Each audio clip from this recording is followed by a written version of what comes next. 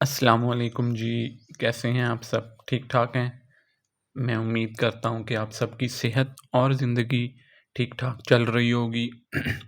आज की इस वीडियो के अंदर हम रिव्यू एक्सरसाइज़ 6 के आखिरी 3 क्वेश्चंस, क्वेश्चन नंबर 4, 5 और 6 इन 3 क्वेश्चंस का सॉल्यूशन डिस्कस करेंगे।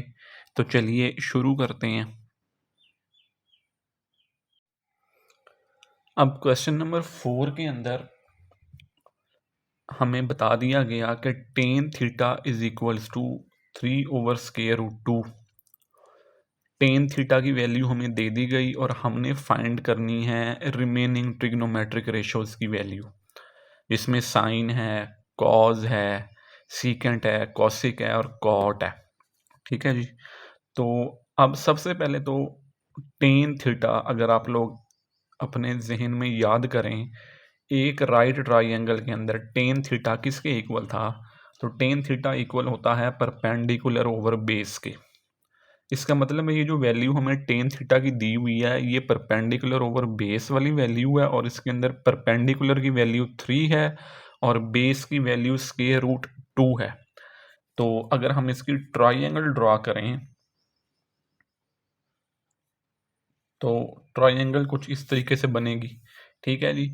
परपेंडिकुलर की वैल्यू दे दी गई 3 और बेस की वैल्यू √2। ट्राइएंगल की एक साइड मिसिंग है, वो है हाइपोटेन्यूस।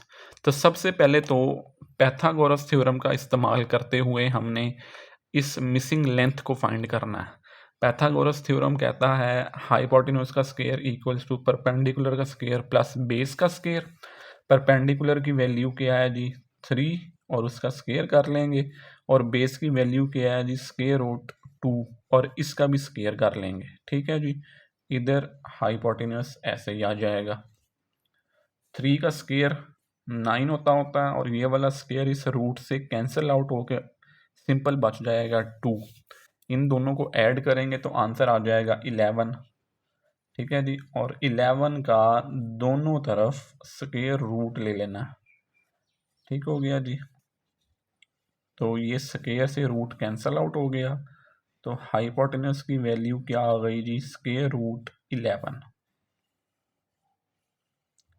अब हमारे पास हाइपोटेन्यूस की वैल्यू भी है, ठीक है जी, परपेंडिकुलर की वैल्यू भी है और बेस की वैल्यू भी है।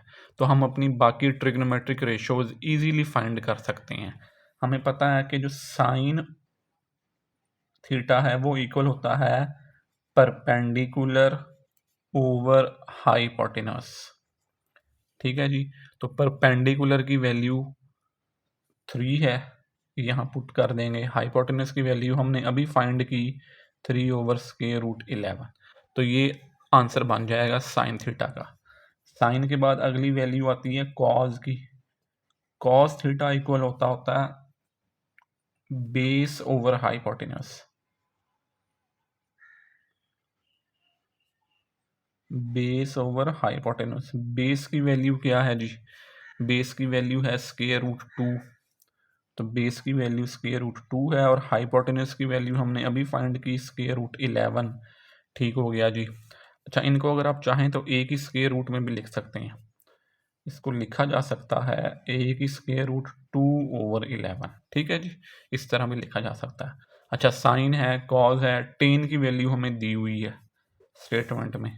Tan theta equals to 3/√2। जब साइन है, कॉज है, तो साइन का रेसिप्रोकल फाइंड कर लेते हैं। वो क्या होता है जी? Cosec. Cosec theta equals to 1/sin theta और 1/sin की वैल्यू क्या है जी? 3/√11। तो इसको इन्वर्ट कर लेंगे तो ये बन जाएगा √11/3। ये बन जाएगी कॉसिक की वैल्यू। ठीक है जी। कॉसिक के बाद सीकेंट होता है। सीकेंट थीटा इक्वल होता है 1/cos थीटा और cos की वैल्यू हमने ऊपर फाइंड की हुई है, वो है 2 √2/√11। √2/√11। तो इसको इन्वर्ट करके लिखेंगे तो ये बन जाएगा square root 11 over square root 2। ठीक हो गया जी। 1 2 3 4 4 वैल्यूज हमने ये फाइंड की, एक हमें गिवन थी, पीछे बच गई कॉट की। तो कॉट जो है वो इक्वल होता है 1 ओवर टेन थीटा के, और टेन की वैल्यू स्टेटमेंट में हमें क्या दी हुई है जी, 3 ओवर स्क्वायर रूट 2। तो इसको इन्वर्ट कर देंगे, ये बन जाएगा 1 ओवर 3 ओवर स्क्वायर रूट 2 है, तो इसको इन्वर्ट करके बन जाएगा ये स्क्वायर रूट 2 ओवर 3। तो ये कॉट की वैल्यू आ जाएगी। तो ये बन जाएगा आपका क्वेश्चन नंबर 4 का फाइनल आंसर, जिसके अंदर एक ट्रिग्नोमेट्रिक रेशो का इस्तेमाल करते हुए बाकी 5 ट्रिग्नोमेट्रिक रेशोज हमने फाइंड करके दिए हैं जी।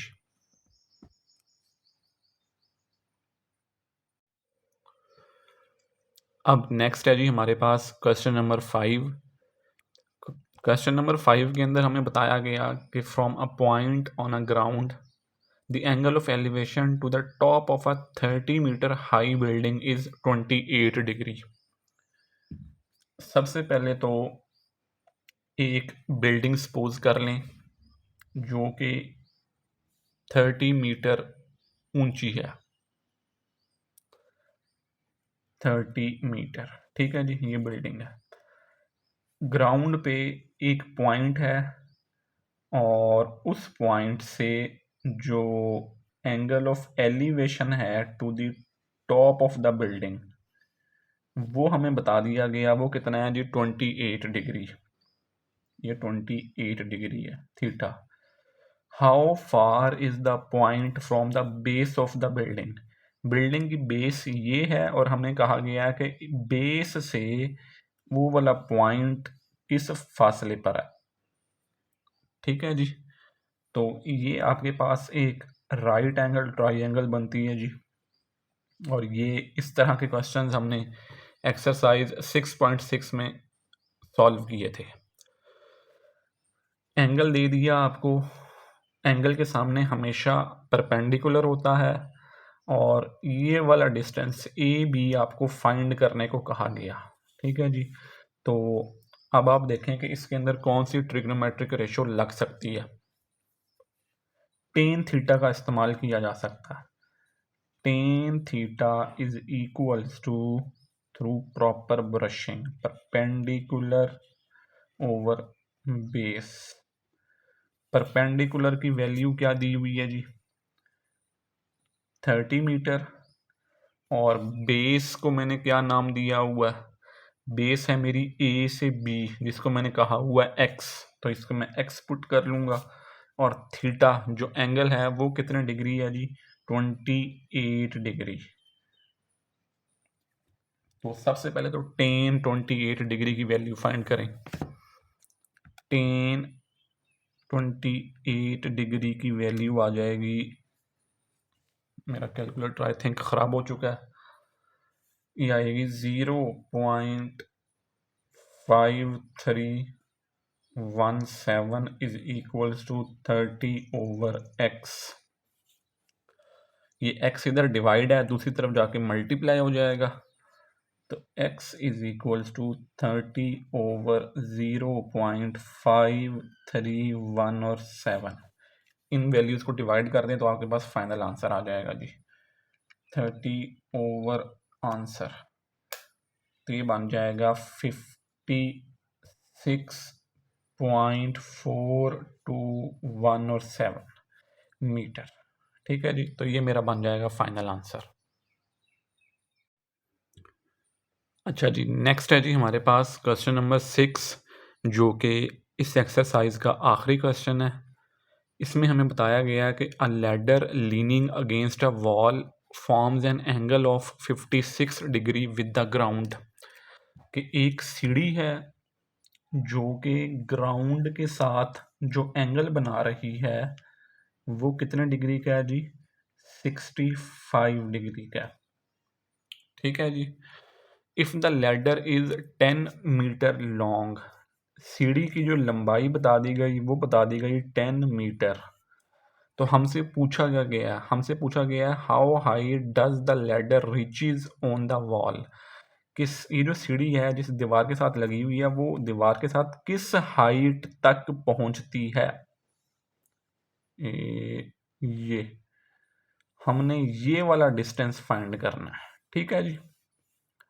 तो फिर आपके पास एक राइट एंगल ट्राइंगल है जी। राइट एंगल ट्राइंगल के अंदर ये वाला पॉइंट ए है, इस पॉइंट को बी का नाम दे लें और इसको सी का नाम दे लें, ठीक है जी। यहाँ पे 90 का एंगल बन रहा है तो 90 के सामने हमेशा हाइपोटेन्यूस होता है। जो एंगल आप जिस हिसाब से कैलकुलेशन कर रहे हैं उसके सामने हमेशा परपेंडिकुलर होता है और उसके साथ हमेशा बेस होती है। तो अब आपने बी से सी, जिसको मैंने एक्स का नाम दिया है, ये लेंथ फाइंड करनी है। तो अब आपने सोचना ये है कि कौन सी ट्रिग्नोमेट्रिक रेशो का हम यूज़ कर सकते हैं to find this length measure B C. तो जो ट्रिग्नोमेट्रिक रेशो है वो है जी sine theta equals to perpendicular over hypotenuse. Perpendicular किसके इक्वल है जी? परपेंडिकुलर की वैल्यू है x, हमने फाइंड करनी है। हाइपोटेन्यूस की वैल्यू हमें 10 दी हुई है और थीटा कितना दिया हुआ है जी 65 डिग्री। तो फर्स्ट ऑफ ऑल हम अपना एंगल फाइंड करेंगे 65 डिग्री वाला, वो बन जाएगा 0.9063। 10 इधर डिवाइड हो रहा है, दूसरी तरफ जाके मल्टीप्लाई हो जाएगा और पीछे क्या बच जाएगा x। तो इस आंसर को अगर मैं 10 से मल्टीप्लाई करवा दूं तो this will gives me a length of 9.0630 metre, ठीक है जी। तो ये बन जाएगा मेरा क्वेश्चन नंबर 6 का फाइनल सॉल्यूशन। लास्ट में वही अनाउंसमेंट कि अगर मेरी वीडियोस आपको पसंद आ रही हैं और आपकी पढ़ाई में आपकी थोड़ी सी भी हेल्प कर रही हैं तो काइंडली मेरे चैनल को सब्सक्राइब ज़रूर कीजिएगा और इन वीडियोस को 9th क्लास के स्टूडेंट्स के साथ शेयर लाजमी कीजिएगा। आप लोगों से मिलते हैं अगली वीडियो में, तब तक के लिए अल्लाह हाफिज़।